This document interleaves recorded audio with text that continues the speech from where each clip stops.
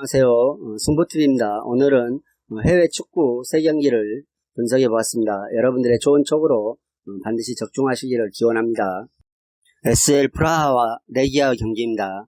SL 프라하는 이번 경기에 전 포지션에 걸쳐 부상 여파가 상당히 클 것으로 예상되고 있습니다. 그리고 챔스에서 페렌츠바에게 원정에서 2대0으로 패하고 홈에서 1대0으로 승리함으로써 1점 차로 패해 예선에서 탈락했죠. 그러나 최근 공식전 5경기에서 4승 1패로 흐름 자체는 좋게 가져오고 있습니다. 따라서 오늘 경기에서도 선전 가능성은 있으나 역시 부상 여파가 크기 때문에 낙승을 기대하기는 어려울 것 같습니다.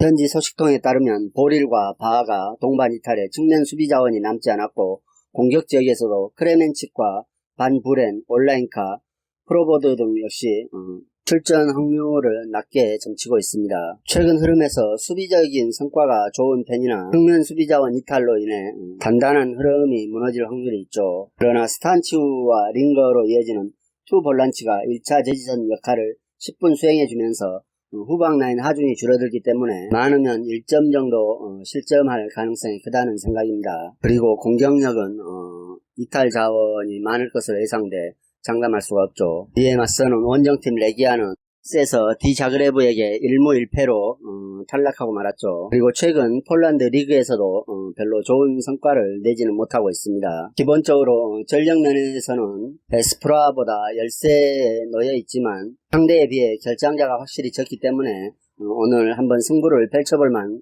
할 것이라는 생각입니다. 그렇지만 최근 흐름도 좋지 않고 수비에서 다소 기복이 있기 때문에 또 원정 분리를 안고 신중한 경기를 운영할 것으로 보이죠. 수비가 미드필드진과 라인 간격을 좁히기 위해 상당히 전진하는 모습을 주로 보여주고 있는데 이로 인해 후방 공간이 쉽게 노출되는 약점이 있다는 평가입니다. 따라서 윙백 조합이 빠른 전환으로 위기를 최소화하려 하지만 수비 가담에 있어 잡음이 불가피한 상황입니다. 그렇다면 이번 경기도 클린시트 달성은 어려워 보인다는 얘기죠. 공격적인 측면에서는 나름 선전을 펼쳐주고 있습니다. 최전방 공격수가 단단한 피지컬을 앞세워 상대 수비를 묶고 측면 자원과 2선 라인이 세컨볼을 따거나 유기적인 패턴 플레이를 활용해 빈 공간을 파고들어 성과를 내는 전개를 펼치고 있습니다. 따라서 공격적인 성과는 분명히 낼 수 있을 것이라는 생각입니다. 특히 오늘 에스프라 수비가 무너진 상황이기 때문에 레기아 득점 가능성이 높아 보이죠. 따라서 이 경기는 홈 이점과 전력 우세를 앞세운 에스프라가 상대를 몰아치며 전개를 하겠으나 부상 변수가 많이 있기 때문에 승점 3점을 따내기는 어렵다는 생각입니다. 오히려 레기아가 원정 분리를 뒤로하고 강한 저항에 나설 공산이 높죠. 따라서 이 경기는 무승부를 예상해 볼 수 있을 것 같으며 에스프라흐 마헨페를 추천드리겠습니다. 무라와 그라츠 경기입니다. 슬로베니아와 오스트리아 경기죠. 슬로베니아 무라는 이전 경기에서도 기복이 심한 경기를 치렀습니다. 그리고 공식전 5경기에서 1승 3으로 상대를 압도할 힘이 없죠.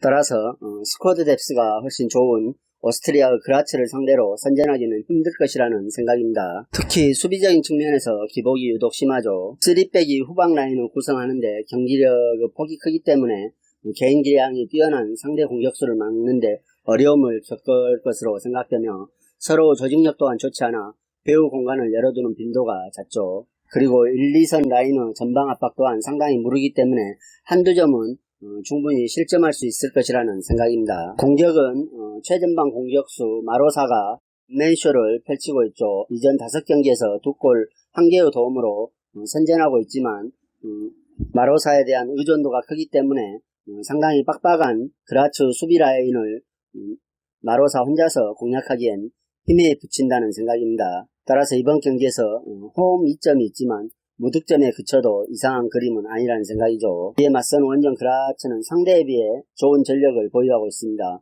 몸값 비교만 해도 4배 이상의 스쿼드를 유지하고 있죠. 최근 흐름도 좋습니다.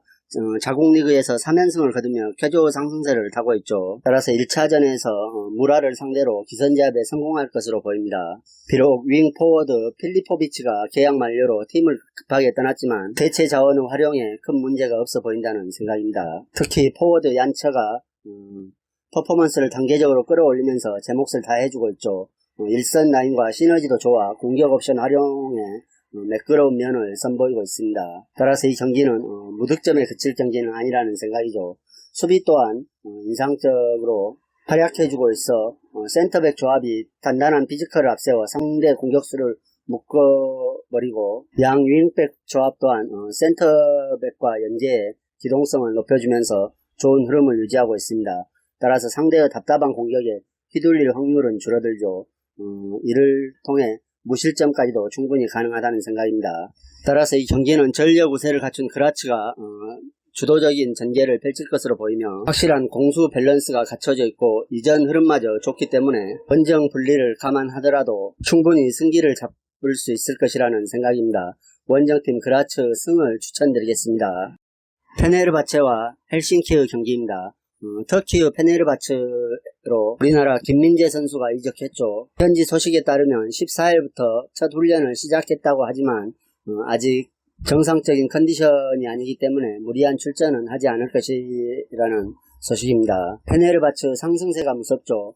친선 경기를 포함해 10경기에서 단 1패밖에 거두지 않았습니다. 이전 자국 리그 개막전에서도 쾌조 출발을 알리며 팀 에너지 레벨이 상당히 오른 상황이죠. 그리고 홈 2점까지 가세해 오늘 기선제압에 성공할 수 있을 것이라는 생각입니다. 비록 주포 발렌시아가 부상으로 스쿼드를 이탈한 상태고 이번 시즌을 앞두고 야심차게 영입한 두루슨 또한 컨디션이 100%가 아니라 출전을 속단하지 못한다 하더라도 대체 자원인 사마타가 두 선수 못지않는 활약을 이어오고 있으며 이선우, 외질 또한 마찬가지로 양지르 패스와 크로스를 시도하면서 득점 생산에 가담하고 있기 때문에 한두 점은 쉽게 생산할 수 있을 것이라는 생각입니다. 그러나 수비적인 측면에서는 아쉬운 순간이 나올 수도 있을 것이라는 생각입니다.